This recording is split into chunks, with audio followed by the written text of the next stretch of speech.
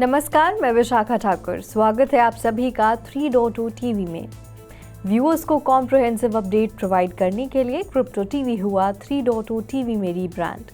Crypto currencies, blockchain, metaverse, non fundable tokens, security और latest digital segment से जुड़ी हर Web3 related खबरों के लिए देखते रहिए 3.2 टीवी चैनल।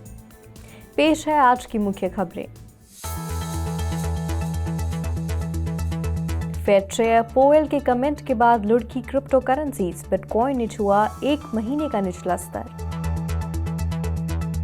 डैप रडार ने कही इथेरियम मर्ज द्वारा डीफाई प्रोटोकॉल स्टेबल कॉइन्स को नुकसान पहुंचाने की बात। वॉरेन बफेट के बर्कशायर हैथवे से ज्यादा स्टेबल कॉइन जारीकर्ता होल्ड करते हैं यूएस डेट। तालिबान ने अधिक फंड इकट्ठा करने के लिए कसा क्रिप्टो करेंसी पर शिकंजा। पुशबैक के बाद सुशी स्वैप ने अपने सीईओ पद के लिए प्रस्तावित वेतन में की कटौती।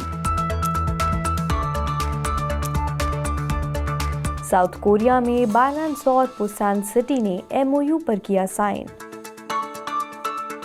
जिपमेक्स ने थाई एसईसी के साथ रिकवरी प्लान पर चर्चा करने का किया अनुरोध। कॉइनबेस ने मर्ज पॉलिसी के अपडेट में फोक्ड इथेरियम टोकन को इवैल्यूएट करने का किया वादा। और अब खबरें विस्तार से। Federal reserve chairman Jerome Powell ने अपनी हॉकिश कमेंट के साथ अपनी अग्रेसिव रेट हाइकिंग साइकिल में किसी भी तरह की उम्मीद को धराशायी करने के बाद क्रिप्टो करेंसी में भारी गिरावट देखी गई। वहीं बिटकॉइन को 1 महीने के निचले स्तर पर स्पॉट किया गया। यूएस स्टॉक्स नैस्डैक और S&P 500 इंडिसेस के साथ 13 जून के बाद से अपने सबसे बड़े सिंगल डे के नुकसान के साथ नीचे आते हुए देखा गया। वॉल स्ट्रीट के ब्रॉडर मार्केट S&P इंडेक्स में 3.3% की गिरावट आई, जबकि tech heavy Nasdaq index trading के बंद होने के समय 3.9% गिर गया। फेड चेयर पोवेल ने व्योमिंग में सेंट्रल बैंक की मीटिंग में बोलते हुए कुछ समय के लिए अपने रिस्ट्रिक्टिव पॉलिसी स्टैंस को जारी रखने की कसम खाकर इन्फ्लेशनरी प्रेशर्स को दूर करने में कर्व से आगे रहने के लिए मॉनेटरी अथॉरिटी के संकल्प की ओर इशारा किया।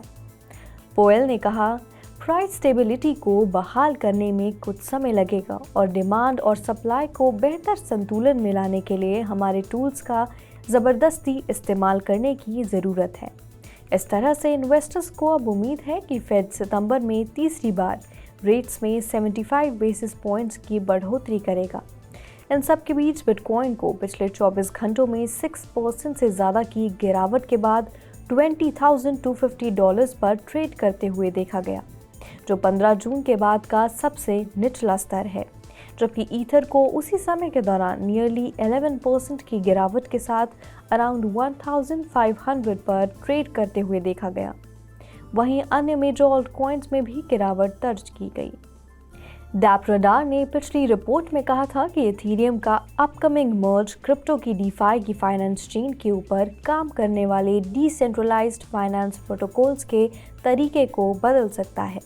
स्टडी में चेतावनी दी गई है कि इथेरियम के proof of stake consensus mechanism, जिसे मर्ज के रूप में जाना जाता है, कि ट्रांजिशन में किसी भी तरह की देरी ट्रांजैक्शन के समय को धीमा कर सकती है या डीफाई प्रोटोकॉल में सर्विस डिस्ट्रप्शंस पैदा कर सकती है। डैप रडार के एनालिस्ट ने चेतावनी दी कि ईथर मार्केट सप्लाई पर मर्ज का negative effect DeFi liquidity pools को प्रभावित कर सकता है, भले ही ट्रांजिशन बिना किसी रोक टोक के बंद हो जाए। बढ़ती इकोनॉमिक अनसर्टेनिटी के बीच टेथर, सर्कल और अन्य जैसे स्टेबल कॉइन इशुअर्स अब वेटरन बिलियनियर की इन्वेस्टिंग फर्म बर्कशायर हैथवे की तुलना में ज़्यादा डेट होल्ड करती हैं। वॉल स्ट्रीट की सबसे बड़ी investment banking firm JP Morgan के अनुसार बर्कशायर हैथवे के $74 बिलियन की तुलना में स्टेबल कॉइन इशुअर्स $80 बिलियन वर्थ के short term treasury bills hold करते हैं। ये बड़ी रकम यूएस गवर्नमेंट से इंटरेस्ट कलेक्ट करती है, जिससे होल्डर्स को एक पैसिव इनकम अर्न करने की अनुमति मिलती है। ब्लूमबर्ग की एक रिपोर्ट के मुताबिक तालिबान अफगानिस्तान में क्रिप्टो करेंसी ऑपरेशंस और ट्रेडर्स को बंद कर रहे हैं। रिसेंट ऑपरेशंस में तालिबान गवर्नमेंट ने 13 लोगों को हिरासत में लिया और अफगानों को पैसे देने से रोकने के उनके प्रयास के तहत 20 से ज्यादा क्रिप्टो बिजनेसेस को बंद कर दिया है। क्रिप्टो करेंसी को फ्रॉडुलेंट मनी बताते हुए दरअसल तालिबान गवर्नमेंट पर अमेरिका द्वारा लगाए गए सैंक्शंस के बीच रेजिडेंट्स द्वारा पेमेंट के दूसरे फॉर्म्स के उपयोग पर मोहर लगाना चाहती है।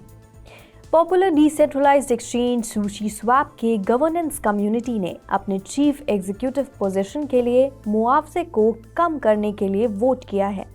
ये प्रपोजल बेस सैलरी को 800,000 से घटाकर 500,000 USDC कर देगा और एलोकेटेड सुशी के टोटल अमाउंट को इसके बोनस इंसेंटिव्स के लिए पहले के एक प्रपोजल में बेस सैलरी में 800,000 USDC और एडिशनल इंसेंटिव्स के बीच 600,000 एम्प्लॉयड सुशी टोकन्स की परिकल्पना की गई थी, जिससे पे आउट $10 मिलियन तक बढ़ सकता है। दुनिया के सबसे बड़े ब्लॉकचेन इकोसिस्टम बाइनेंस ने साउथ कोरियन सिटी पुसान के साथ एक समझौते पर हस्ताक्षर किए हैं। बाइनेंस शहर के ब्लॉकचेन इकोसिस्टम के विकास के लिए इस एग्रीमेंट ज्ञापन के हिस्से के रूप में पुसान सिटी को इंफ्रास्ट्रक्चर और टेक्नोलॉजिकल सपोर्ट प्रदान करेगा। इस समझौते के हिस्से के रूप में Binance Busan digital asset exchange को भी बढ़ावा देगा। इसके अलावा ऑर्डर बुक शेयरिंग दोनों पक्षों के लिए सहयोग करने का एक और तरीका होगा। बाइनेंस ने बाइनेंस सिटी के ब्लॉकचेन सेक्टर को कई तरह से डेवलप और सपोर्ट देने की भी योजना बनाई है। पुसान के ब्लॉकचेन रेगुलेटरी फ्री जोन का इस्तेमाल blockchain related businesses, investments, research और इनिशिएटिव्स को प्रोत्साहित करने के लिए किया जाएगा। इसके साथ ही बाइनेंस अकेडमी के माध्यम से स्पेशलाइज्ड ब्लॉकचेन एजुकेशन और ऑनलाइन रिसोर्सेज प्रदान करेगा।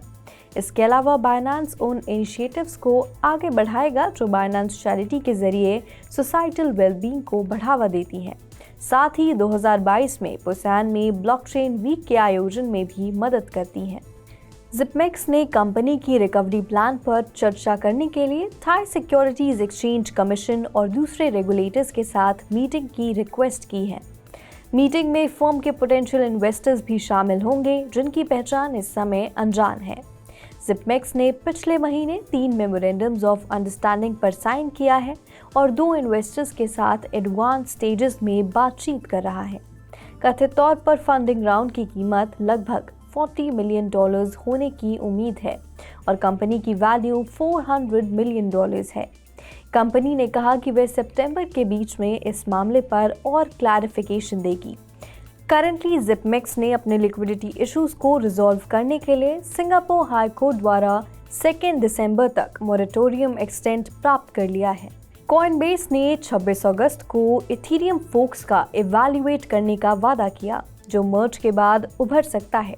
कॉम्पिटिटर टोकन्स को लिस्ट करने के लिए डोर को फिर से रीओपन कर सकता है, जो पॉपुलर ब्लॉकचेन के इमिनेंट टेक्नोलॉजिकल अपग्रेड के बाद उभर सकता है। पॉलिसी चेंज दर्शाता है कि कैसे एक्सचेंजेस इथेरियम के लॉन्ग डिले ट्रांजिशन को proof of stake consensus mechanism में नेविगेट कर रहे हैं, जो डिसेंट्रलाइज्ड फाइनेंस हब के संचालन के तरीके को बदल देगा। ये डिसीजन दुनिया के सबसे बड़े क्रिप्टो एक्सचेंज बाइनेंस के माइनॉरिटी चेन के ऑल्टरनेटिव्स के साथ यूजर्स के अकाउंट्स को क्रेडिट करने की योजना के साथ फोक्ड टोकन के लिए जगह बनाने के बाद आई है। ये भी एक्सचेंज की लिस्टिंग पॉलिसी के अगेंस्ट उन टोकन को ट्रेड के लिए अवेलेबल कराने से पहले रिव्यू कराने की योजना बना रहे हैं। आज के लिए फिलहाल इतना ही। ऐसी ही और अपडेट्स के साथ मैं विशाखा आपसे फिर मिलूंगी। तब तक के लिए देखते रहिए 3.0 TV।